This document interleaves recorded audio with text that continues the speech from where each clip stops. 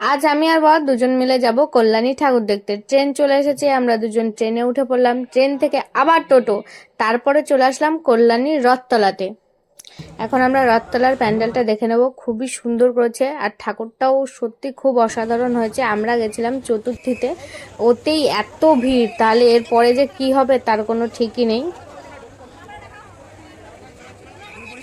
এখান থেকে আমরা যাচ্ছি কল্যাণী আইটিআই। আমি হাঁটতে পারছি না, বড় আমাকে টেনে টেনে রীতিমতো নিয়ে যাচ্ছে। এই দেখো আইটিআই এর প্যান্ডেলটা তোমাদের দেখিয়ে দিলাম। ঠাকুরের গায়ে অনেক গহনা ছিল।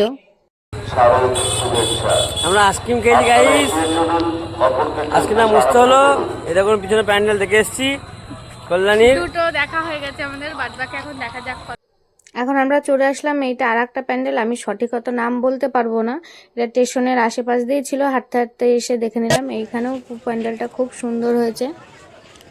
তোমাদের কার কার ঠাকুর দেখা শুরু হলো অবশ্যই কমেন্টে জানিও। টাটা। কমপ্লিট আমাদের ঠাকুর দেখা, এখন আমরা যাচ্ছি বাড়ি।